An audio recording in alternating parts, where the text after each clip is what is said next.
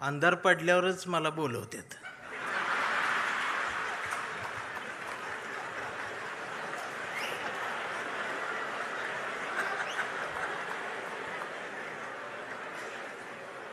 पण अंधार पडल्यावरच उजेडाची गरज असते आणि मग मला यावं लागतं. मला मगाच कळलं तिकडं काळे कपडे घालून यायलाच परमिशन नाही.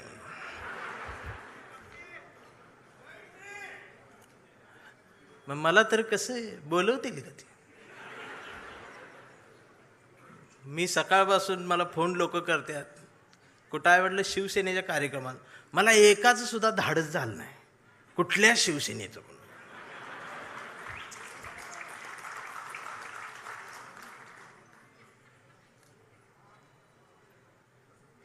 जमलेल्या माझ्या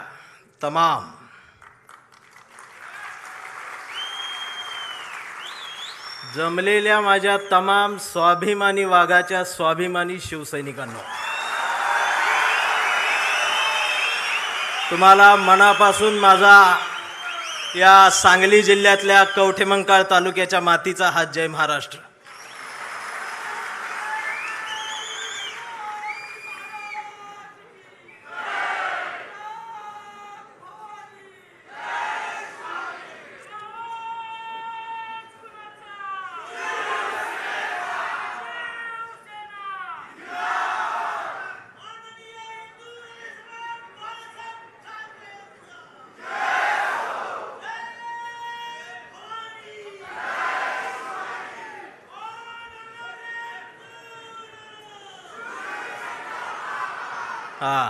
आता मला बोलू दे, मला बोलू दे. मला टाइम दिलाय, त्यात तुम्हीच गिटल्यावर कसं आहे? ह्याच्यामुळेच मी काळा पडलोय.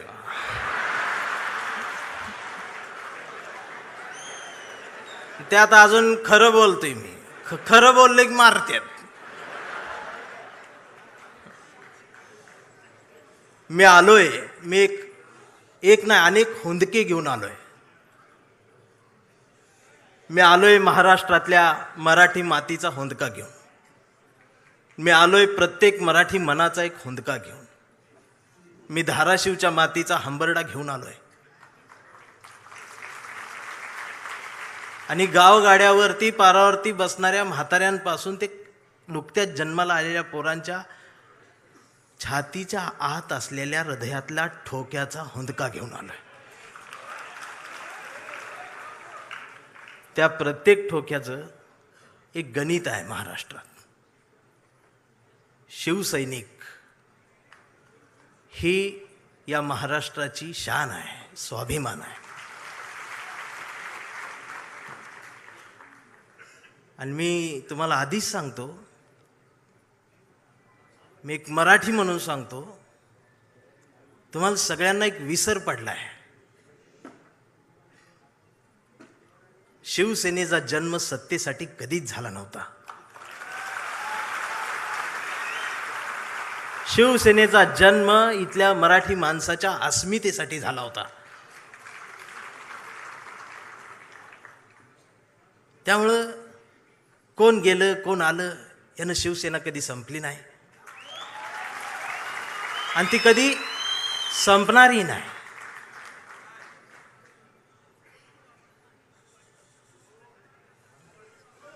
तुम्ही मराठी माणसासाठी लढलात. तुमच्या प्रामाणिकपणाला महाराष्ट्रानं जवळ केलं आणि मग या माय मराठीने ही सत्ता तुमच्या पदरात दिली. याचा विसर पडल्यामुळं बरीच गणित हल्लीत असं मला वाटतं. त्यामुळं हसा, तुम्ही ओरिजिनल शिवसेनेत आहात.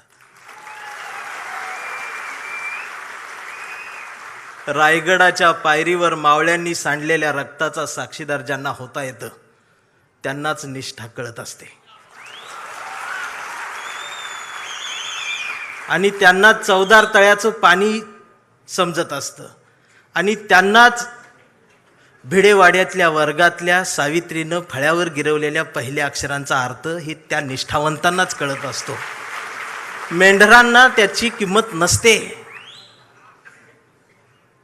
आणि असं बोलल्यावर मला मारते ती. खरं बोललं की मारते.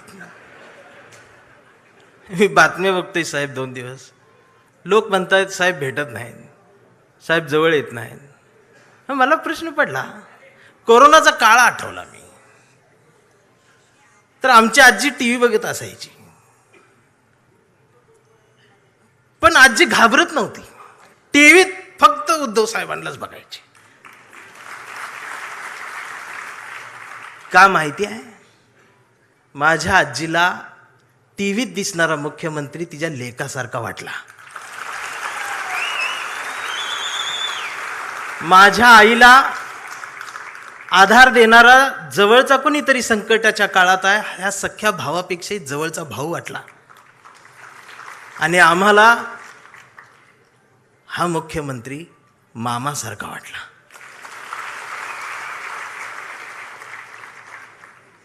ही न भेटता सुद्धा नाती तयार झाली. आणि तुम्हाला देवेंद्रचं देवा भाऊ होण्यासाठी 1,500 वाटावे लागले.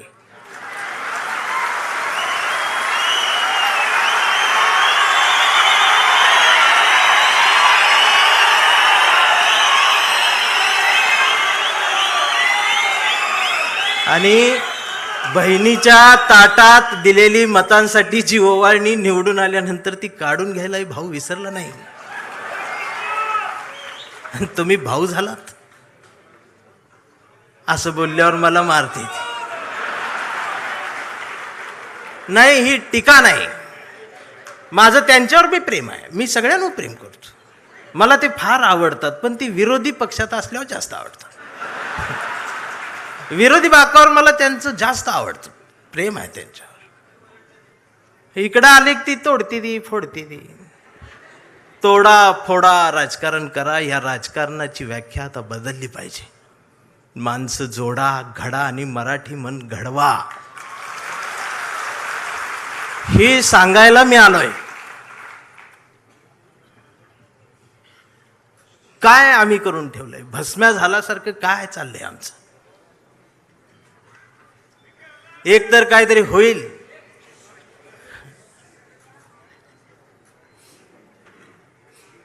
आम्ही 20 मार्काचं नागरिकशास्त्र शिकलेले आहोत. त्यामुळे आम्हाला समजत नाही आमच्यासोबत काय चाललंय. आधी गुवाहाटी, आता जयपूर.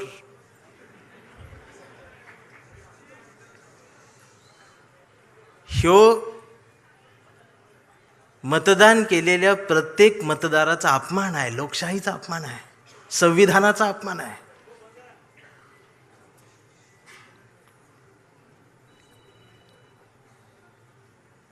चौकात गेलो तर आज कोण म्हणतंय मी हिंदू, कोण म्हणतंय मी मुस्लिम. आधी 2च होते, बरं होतं. आता त्यात भर पडली, त्यात उपवर्गीकरण झालं. कोण म्हणते मी मराठा, मी चांभार, मी बौद्ध, मी माता, मी ह्या, मी त्या. मग मी मध्ये जाऊन म्हणतोय मी मराठी, मी भारतीय. मग मारत्यात. मग म्हणते हे नवीन काय आलं? मी म्हणतोय मी जुना आहे, कडूनो.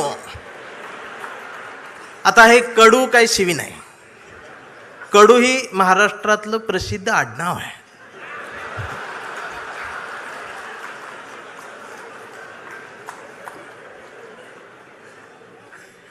मी भारतीय म्हटल्यावर मारते. हे नवीन काल. मी म्हणतोय मी जुना आहे, तुम्ही नवीन आहे. मग अजून मारते. भारतीय होऊन जगायला गेल्यानंतर मी मार खायला लागलो आणि काळा पडत चाललो. मी गोराच होतो आधी.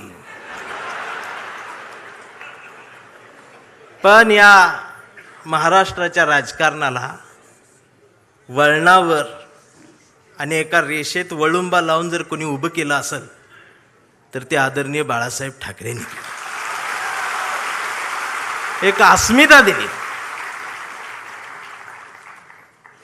मी सांगू, 2 मैत्रिणी रस्त्यानं निघालेल्या होत्या आणि रस्त्यानं जाता जाता एकीच्या पायाला ठेच लागली.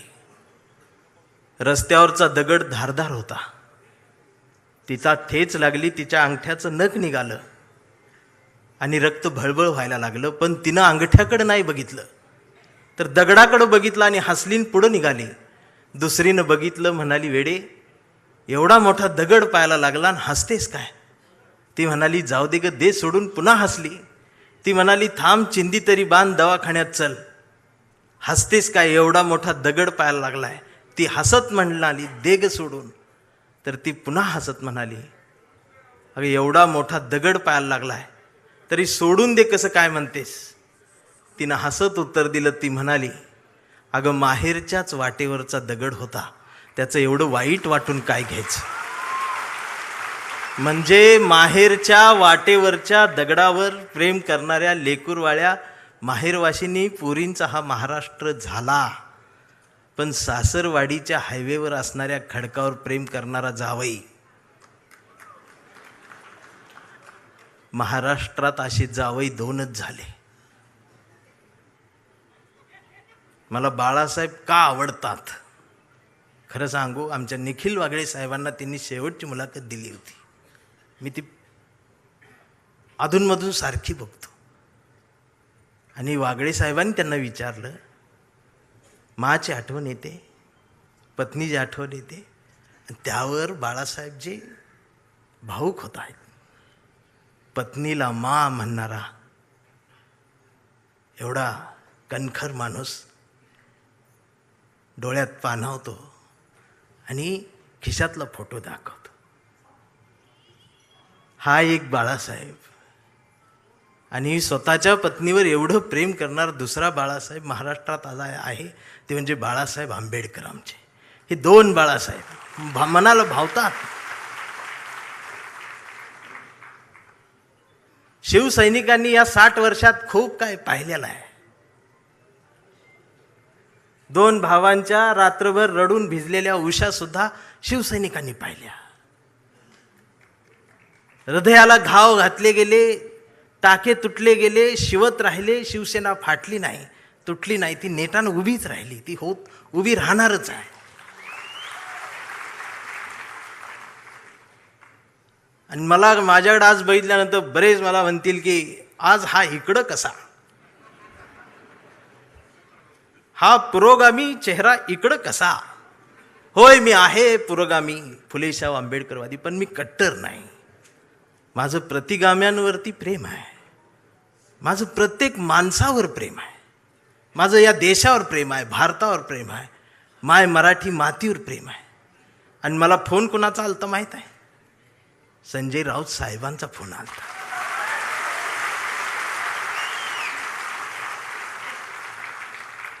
जर शेंडे आणि जानव्यातून मुक्त होऊन हिंदुत्व माझ्या कवितेला कुरवाळत असेल, जवळ घेत असेल, तर माझ्या सुद्धा मेंदूतले जाणवेंचे जानवे मी कुठपर्यंत जिवंत ठेवायचे हा विचार करून मी त्यांच्या हाकेला हाक देत आलोय. काल ते एवढे बिझी होते दिवसभर, तरी सुद्धा मी प्रवासात असताना मला सारखा फोन, कुठवर आलायस, इथवर आलोय, तिथवर आलोय, असं झालं तसं झालं, सगळे अपडेट चालू आहेत. आणि रात्री मला भेटली त्या हॉटेलवर. भेटले तर ती वेटर लोक त्या काम करतात, ती कोकणातली मराठी सगळी पोरं. राऊत साहेबांनी एकाला बोलवलं, अरे कसा आहेस, आईची तब्येत बरी आहे का? ती पोरगं डोळ्यात पाणावलं. एवढ्या ह्याच्यात सुद्धा साहेबांच्या लक्षात आहे. ते होय म्हटलं, निघून गेलं. साहेब निघाले. माझ्यासोबत आमचे राजेंद्र कांबळे भाऊ माझ्यासोबत आले. ते माझ्या बाजूला थांबले. मी राऊत साहेबांकडे असं एकटक बघतच राहिलो. आणि हे आमच्या भाऊला म्हटलं, कसलं हत्यार आहे रे म्हटली.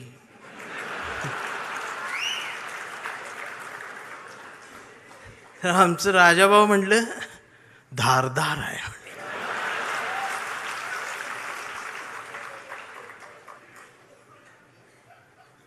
वैचारिक शहाणपणाचा विसर आणि घसरण महाराष्ट्राला झाली, ती पुन्हा भरून काढली पाहिजे. प्रबोधनकार ठाकरेंचा वारसा असणारा हा महाराष्ट्र आहे. आदित्य दादा, माझी विनंती आहे, आता एक नव्या पिढीला घेऊन तुम्ही महाराष्ट्र सगळा पिंजून काढा.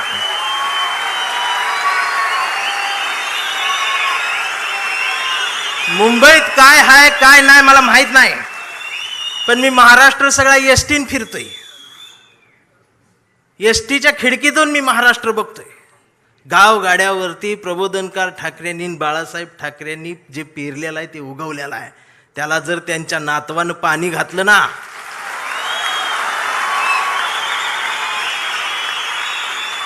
तर एक नवा महाराष्ट्र उभा राहील आणि कुणाच धाडस होणार नाही असं हलायचं. म्हणून आम्ही प्रेम करणारी माणसं आहोत. हा आवाज कायम असाच राहू द्या. महाराष्ट्राला याची गरज आहे.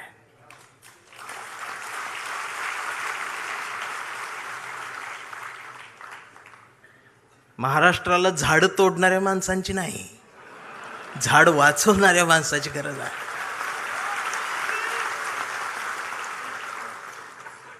काय तोडलं पाहिजे? भविष्य दाखवण्यासाठी पुढं आलेला हात तोडला पाहिजे. भविष्य बघण्यासाठी उघडलेला डोळा फोडला पाहिजे. आम्ही गाडगे बाबांचा खराटा सोडला आणि बागेश्वर बाबाचं बोट धरलं.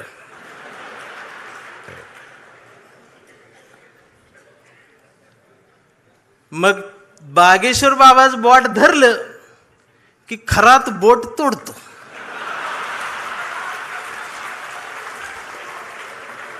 ही बोट तोडते ती. याला अनामिका म्हणतात हे मला तेव्हा कळलं. नाहीतर मी करंगळी जवळचं बोट एवढंच त्याला म्हणायचं. ही बोट तोडते ते.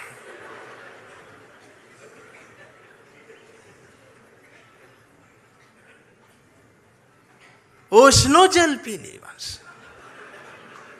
चिंचेतला चिचुका 3 लाखाला इकला त्यानं.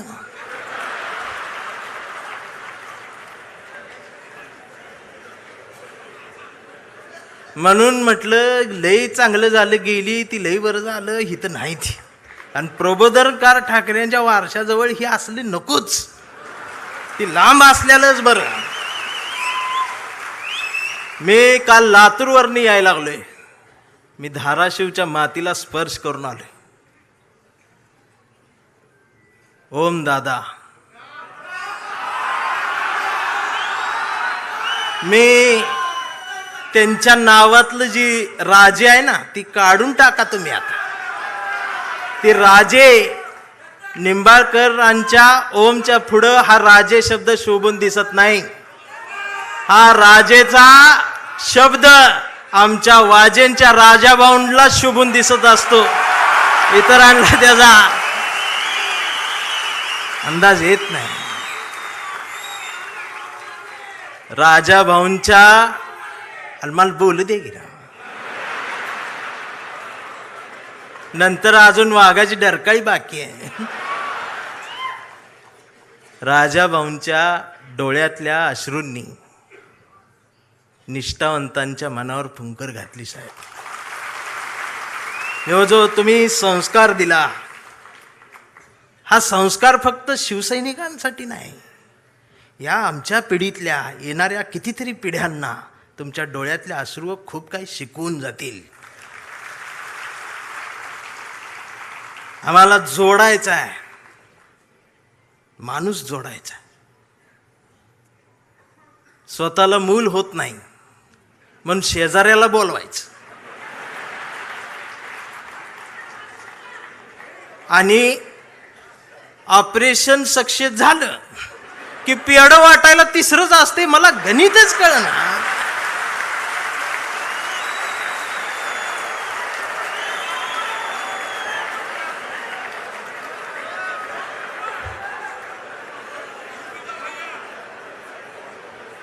आमच्या अंबादास दानवे साहेब आहेत. माणसं जोडा. शिवसैनिक, भीम सैनिक, मान सैनिक, मराठी सैनिक, हिंदी सैनिक, ही सगळी एकत्रित या मातीला गरज आहे स्वाभिमानाची. मी आता पण इथं मिळालो नसतो, मला तिकडं बोलवलं होतं इंग्लंडला. मी जाणार होतो रावसाहेब, पण ते आनंदात होतो. मला आणि बायकोला दोघांना बोलवलं होतं. लय आनंदात होतो. बायकोन 2 ड्रेस मला शिवलं होतं. आणि ते काय केम्ब्रिजला बोलवलं होतं. ती बायको आमची यूट्यूबला रोज केम्ब्रिज टाकून बघायची. ती मला दाखवायची, इथं चहा घेऊ, इथं कॉफी. म्हटलं तू लिहून ठेव, गेल्यावर करू. मी इतका आनंदात होतो, त्या कडूनची भांडणं लागली. कुणाची? अमेरिका, इस्रायल आणि ती इराण. आणि माझा दौरा रद्द. इमानच उडत नाही म्हण. अजून काळा पडलं. बर, भांडणं त्यांची आणि दंगा इथं. या सोशल मीडिया बघते, बघ आता अमेरिका असं करणार, इराण असं करणार, आता ट्रम्प काय ग बसतोय का, आमचं बी गेलंय, हे आलंय, ते आलंय. 15 दिवस यांनी दंगा केला. आणि जेव्हा यांच्या घरातला गॅस संपला,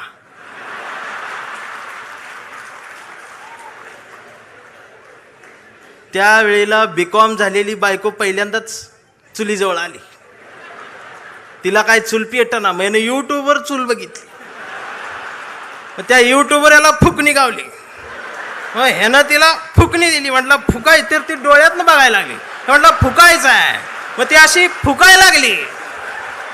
सगळा धूर गेला डोळ्यात. मग तिनं अशी फुकणी याला फेकून मारली.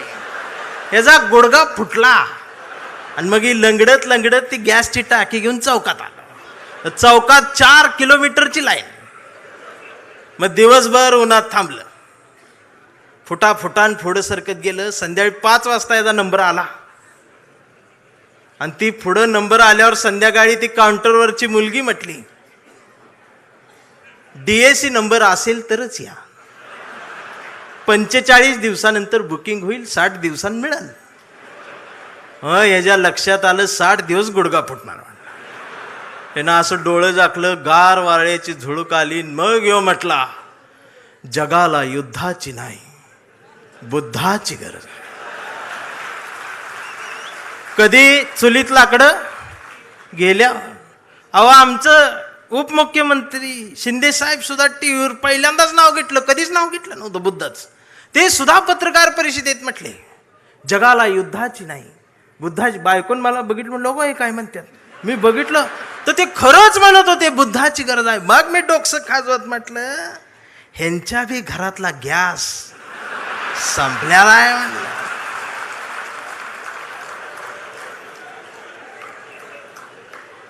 साधना आहे. अहो, काय चाललंय काय आमचं? आम्ही काय घ्यायला पाहिजे? आम्हाला चांगल्याच्या मागे जाता येत नाही. राऊत साहेबांचं काल शब्द इकडे तिकडे झालं, लगेच अश्लील बोलले, हे बोलले, ते हे फेक अकाउंट काढून ठेवलेत तुम्ही. ती अकाउंट देशपांडे नावानं आणि शिवाय आई बहिणीवर ना. हे देशपांड्यांचा अपमान नाही का महाराष्ट्रात? हे जे जमात वाढवून ठेवल्या ना तुम्ही सत्तेसाठी, ही एक दिवस तुमच्या घरातल्या अब्रूला हात घालल ना, त्यावेळेला तुम्हाला आमच्या आठवणी येतील. खराचं प्रकरण ज्यावेळी टीव्हीवर आलं, महाराष्ट्र हादरला, त्यावेळेला महाराष्ट्राच्या मनात नाही तर अख्ख्या देशाच्या मनात एकच नाव आलं, डॉक्टर नरेंद्र दाभोळकर. खऱ्यापणानं लढणारी माणसं महाराष्ट्रात तेव्हाही होती, आजही आहेत, उद्याही असतील. आणि शिवसेना कायम खऱ्या माणसांसोबत मैदानात आहे, ते उद्याही राहणार आहे. ही संपणार नाही. फक्त माझी विनंती आहे, मला दिसते बरं का, मला काय भविष्य कळत नाही, पण मला दिसते की लवकरच तुम्ही बी सत्तेत आहे. फक्त माझी विनंती साहेब एवढीच आहे, जेवढी गेले ती त्यातलं परत यायला बघत्याल. अजिबात नाही घ्यायची.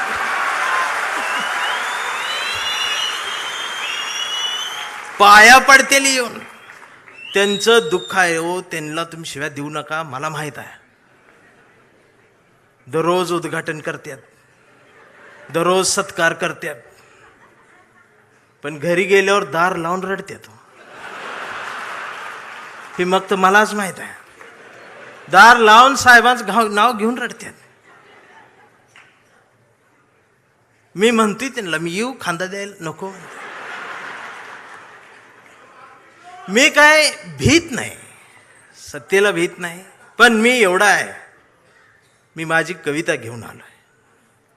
पाखरांच्या चोची मधला घास व्हावी कविता, पहिला आणि शेवटचा श्वास व्हावी कविता, कोसळावेत थेंब भुईत मातीचा वास व्हावी कविता, उगवावा पिंपळ एक प्रवास व्हावी कविता, त्याच पिंपळाच्या सावलीला मानवतेचे गीत गाणारी बुद्ध व्हावी कविता, मी करावे पाखरांच्या हवाली तिला मग शुद्ध व्हावी कविता, हिंदूंच्या कंठामध्ये सलाम अलिकम सलाम व्हावी कविता, मुस्लिमांच्या भाळावरचा नाम व्हावी कविता, मंदिर मशीद बांधणाऱ्यांच्या कपाळाचा घाम व्हावी कविता, इंद्रायणीत तरलेला तुकाराम व्हावी कविता, आणि या देशाच्या मातीत विज्ञान पेरणारी अब्दुल कलाम ही व्हावी कविता. ही कविता प्रबोधनकार ठाकरेंच्या विचारांच्या वारसदारांकडूनच येऊ शकते. आमच्या लक्षात येत नाही. आम्ही कुणाजवळ जाऊन बसावं आणि कुठून उठून जावं, ह्याला ज्याला जमलं त्यालाच आयुष्य कळलं. जाणारच आहे ना एकदा तरी. काय राहणार आहे तुमचं? अख्ख्या महाराष्ट्राच्या मनावर राज्य करणारा, हृदयाच्या कप्प्यात बंद झालेला आमचा अजितदादासारखा नेता अचानक गेलाच ना. काय नेलं सोबत? आणि दादा गेल्या दिवशी दुसऱ्या दिवशी कुटुंब शपथा घेत होतं पण मंत्रिपदाच्या. हा विनोद नाही, हा विनोद नाही, ही वेदना आहे, पर्याय नाही. काय राहते आमचं? आज कितीतरी अधिकारी भ्रष्टाचारात हे आहेत ते आहेत. समोर एखादं वंचित पिचलेलं येतं ना, त्याच्यासाठी कुणाचाच फोन येत नाही, त्याच्यासाठी कुणीच फोन करत नाही, त्याच्यासाठी कुणीच दबाव टाकत नाही. जर अधिकाऱ्यांनो तुम्ही फक्त त्याला बसवून पाणी प्यायला दिलं आणि कुणाचाच फोन न येतात जर त्याचं काम केलं ना, तर संध्याकाळी स्वाभिमानाची झोप लागते.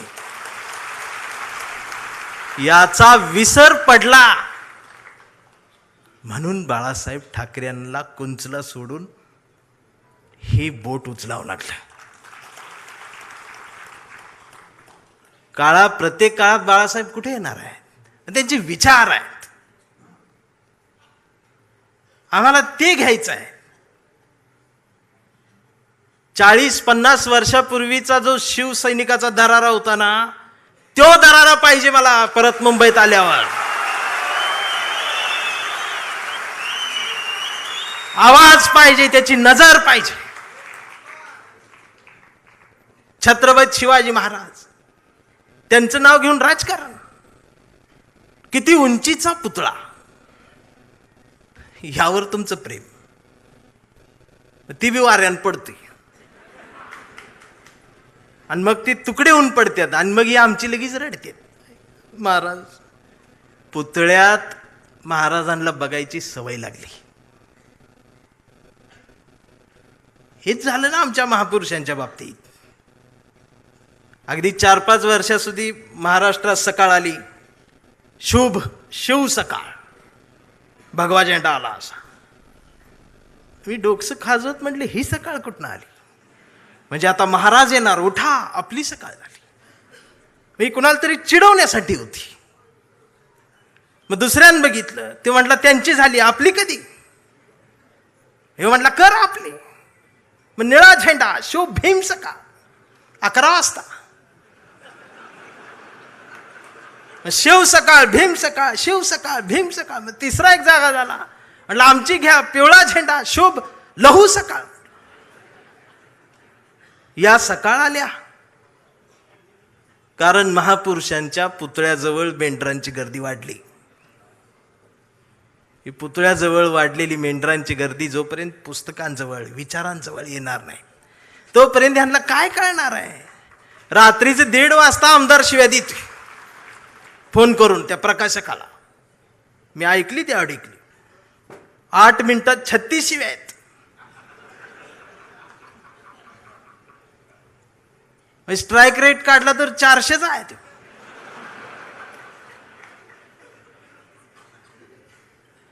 मला त्याचं वाईट नाही वाटलं, पण त्यांच्या घरी त्यांच्या मिसेस आहेत, आई आहे, मुलगी आहे, ही नीट बोलत असेल. आणि बाळासाहेब असते तर मातोश्रीवर बोलवून 400च्या स्ट्राईक रेटनं बाळासाहेब नसलेून काय झालं, तुमच्या मनगटात तो विचार आहे ना, तो स्वाभिमान जिवंतच ठेवा. एक गरज आहे. आणि खरं सांगू आदित्य दादा, गावगाड्यावर, शहराच्या चौकात, झोपड्यांमध्ये एक हुंदका आहे, एक हंबरडा आहे, जो राम कृष्ण हरी माऊली म्हणत एखाद्या नव्या ठाकरेची वाट बघत बसलाय.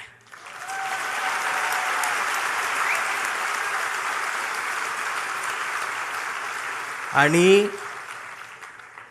ती पोकळी भरून काढण्याचं काम, भरीव काम आता तुम्ही करायला सुरुवात करावी. हा शिवसैनिकासोबत माझ्यातला भीमसैनिक सुद्धा तुमच्यासाठी मैदानात उतरणार. कुठंपर्यंत आम्ही एकमेकांशी भांडत बसायचं? जर शिवाजीनगरमधून समतेचा आणि मैत्रीचा हात, जर माझ्यासाठी दोस्तीचा हात येत असेल, तर आंबेडकर नगरमधून माझा सुद्धा हात मैत्रीचा तुमच्यासाठी पुढे यायला पाहिजे. आणि हा देश संविधानाचा आहे ना, मी हिरव्यांचा आहे, निळ्याचा आहे ना, मी भगव्याचा आहे. मी भगव्याचा आहे. कुठल्या भगव्याचा? मी वारकऱ्यांच्या भगव्याचा आहे. मी बाळासाहेबांनी शिवसैनिकांच्या हातात जो भगवा दिलाय, मी त्या भगव्याचा आहे. मी तो भगवा घेऊन आलोय, पण त्याच्या सोबत मी या देशाचा तिरंगा सुद्धा आज घेऊन आलोय. आणि मला काय करायचं ती करा. या देशाच्या संविधानाला आणि तिरंग्याला जरी साधं नख लागायचा प्रयत्न जर कुणी केला, तर माझा ह्यो काळा रंग तुमच्यात मिसळून जाईल. आता ही भाषाच कळत नाही यांना, वैचारिकपणच राहिलं नाही. राऊत साहेब लगेच मारतेत, अंगावरच येते,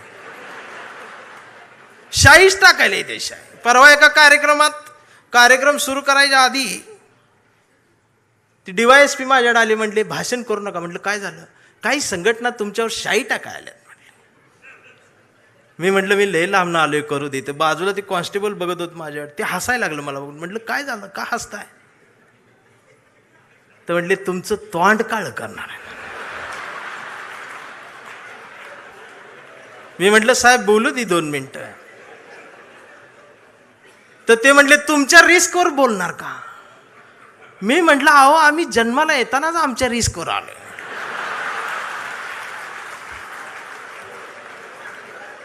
मी भाषणाची सुरुवात केली, म्हटलं जे कोणी शाई टाका आलेत त्यांना विनंती एवढी आहे, म्हटलं तुम्ही चुना आणा, अजून काय काळ करणार. हे जी घसरण झाल्या आमच्या शहाणपणाची, मी या मराठी मातीचा सांगावा घेऊन आलोय तुमच्यासाठी की तुमची गरज महाराष्ट्राला आहे. आणि महाराष्ट्र फक्त तुमचा आहे.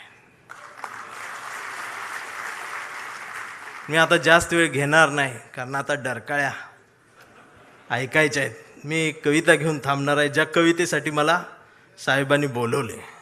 त्या कवितेत तुडवा ऑपरेशन आहे. कविता आहे कांबळे. आता हा कांबळे कुठल्या एका जातीचा नाही, हा कांबळे भारतीय आहे, हा कांबळे मराठी आहे, हा कांबळे अस्मिता आहे, हा कांबळे स्वाभिमान आहे, हा कांबळे काय काय त्रास होत जातो त्याची कविता आहे. हा कांबळे शेंडीतून जानव्यातून मुक्त येऊन प्रबोधनकारांच्या जवळ आलेला आहे, फुलेशाह आंबेडकरांच्या जवळ आला, असा हा स्वाभिमानी आहे की आमचा कांबळे लय हुशार. हे कधीच नाही रडला, नुसताच कांडला करून. कांबळे शाळेत गेला, मास्तरनं फळ्यावर सरस्वती काढली. कांबळे शाळेत गेला, मास्तरनं फळ्यावर सरस्वती काढली, पण कांबळेनं पाटीवर सावित्री काढली. मग मास्तरनं चिडून कांबळेला असा तुडवला, असा तुडवला, असा तुडवला, पण कांबळे नाही रडला, नुसताच कणला करो. कांबळे वयात आला, विशीत आला, मिशीत आला, कांबळे गुलाबी झाला आणि तिच्या प्रेमात पडला. मग तिनं विचारली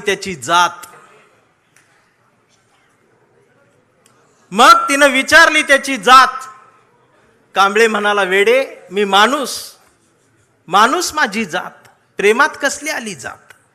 मग माणूस माझी जात म्हटल्यावर तिनं बरोबर ओळखली जात.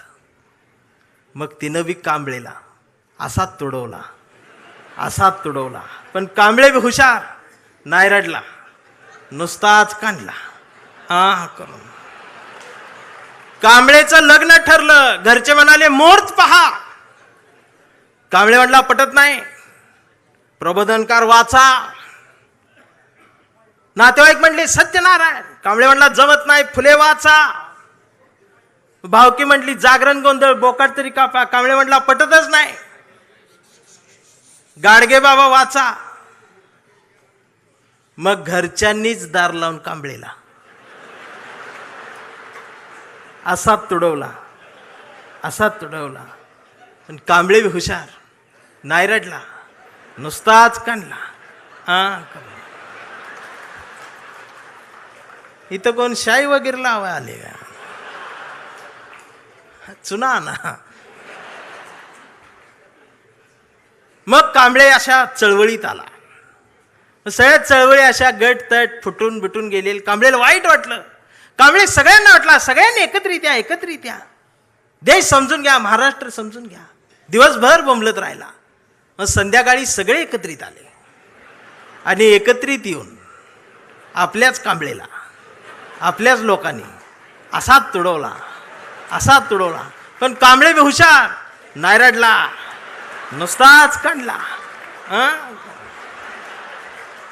आणि आता कांबळे शिवसैनिक झाला.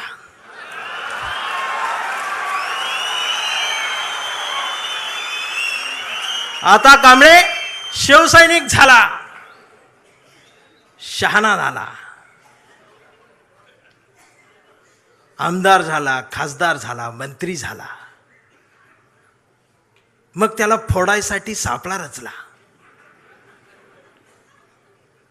त्याला बोलवून घेतलं, कांबळे नाही गेला.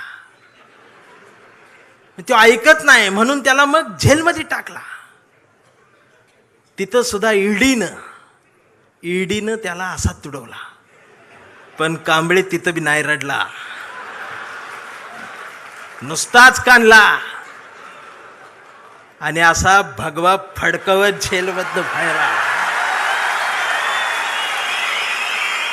अरे महाराष्ट्राच्या इतिहासातला सुवर्ण अक्षरांनी, सोनेरी अक्षरांनी लिहिणारा जाणार तो इतिहास आहे.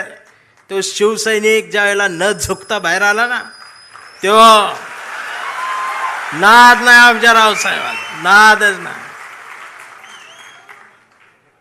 आता कांबळे वयस्कर झाला, त्याच्या परवा ते सोशल मीडियावर येडं झालेले. ते सोशल मीडियावर कोण आहे, निसर्ग चित्र येतं, त्याच्यावर लिहिलेलं असतं 70% डोळे बारीक करा. हे बारीक करतात आणि त्याच्यात येतं स्वामी दिसले पाया पडते. तो 70% डोळे बारीक करून स्वामी बघणाऱ्यांची जमात वाढली साहेब. अजून 30% डोळे उघडे आहेत ना, ती सुद्धा पूर्ण बंद व्हायच्या आधी उघडा, नाहीतर खरात घरात घुसल. आणि असं बोलल्यावर मला मारते. परवा कांबळेच्या मुलानं मोबाईल बघत अर्धा डोळा बारीक करत कांबळेला विचारलं, डॅडा महाराष्ट्र म्हणजे काय डॅडा? स्वाभिमान म्हणजे काय डॅडा? प्रबोधनकार ठाकरे कोण होते डॅडा? फुले शाहू आंबेडकर कोण डॅडा? आणि शिवाजी महाराज खरंच जन्माला आले होते डॅडा. आता मात्र कांबळे पेटला. अरार म्हणला, गावभर पेरलं आणि घरातच नाही उगवलं. म्हणून त्यानं दार लावून पोरालाच असा तुडवला. पण चिरंजीव कांबळे हुशार, तो पण नाही रडला. तो दोनदा काढला करून. मग याच्या लक्षात आलं डीएनए मधनं ही डबल जात. विचार ही स्वाभिमानातनच द्यायला लागत असतात. आणि आता कांबळे वेडा झालाय. कांबळे वेड्यासारखं निष्ठा म्हणतो, कांबळे वेड्यासारखं संघटन म्हणतो, कांबळे वेड्यासारखं मराठी म्हणतो, कांबळे वेड्यासारखं भारत म्हणतो, कांबळे वेड्यासारखं शिवराय ते भीमराय सांगतो. पण डॉक्टर सुद्धा कांबळेला शॉक देऊन तुडवतायत. पण कांबळे नाही रडत, तो नुसताच कंथी करून. हा कांबळे जोपर्यंत जिवंत आहे तोपर्यंत शिवसेना जिवंत राहणार आहे. हा कांबळे जोपर्यंत जिवंत आहे तोपर्यंत बाळासाहेब ठाकरे, फुले, शाहू आंबेडकरी, मराठी माती, मराठी माणूस जिवंत राहणार आहे. एवढाच सांगावं घेऊन आलो होतो. जागर राहावा, दिवसा बी जागर राहावा, रात्री बी जागर राहावा. आणि पुन्हा तो दरारा मला पाहिजे. आणि आदित्य दादा, माझ्या कवठीमंकाळच्या मातीचं तुम्हाला सांगणं आहे की आता तुम्ही या मैदानात, म्हणजे तुम्ही तसं मैदानात आहेच, या माय मराठी मातीत ब्रँड म्हटलं जातं ना, ब्रँड, त्या ब्रँडला म्हणते शिवसैनिक, ओरिजिनल शिवसैनिक. थांबताना एवढंच म्हणेन, आभारांचे भार कशाला, सत्तेचे हार कशाला, मनात एक घरटं बांधूया या शिवसेनेचं, या शिवसेनेच्या घरट्याला दार कशाला, झुळझुळत्या या बाळासाहेबांच्या झऱ्याला आपल्याही स्वाभिमानाचं पाणी देत राहूया. मिनमिनत्या या मासाहेबांच्या हृदयाच्या दिव्याला आपल्याही जगण्याचा उजेड देत राहूया. आणि जोपर्यंत ठाकरे घराणं आमच्या मनाला साथ घालत राहील त्याला आयुष्यभर असाच प्रतिसाद देत राहूया. मी राऊत साहेबांच्या स्वाभिमानाला वंदन करतो. तुमच्या सर्व शिवसैनिकांना मनापासून जय महाराष्ट्र करतो. थांबताना हुंदका दाटून येतोय. एवढ्या मोठ्या स्टेजवर, एवढ्या मोठ्या प्रबोधन पीठावर मला उभं करण्याची संधी तुम्ही दिलीत. मी आभारी आहे. धन्यवाद.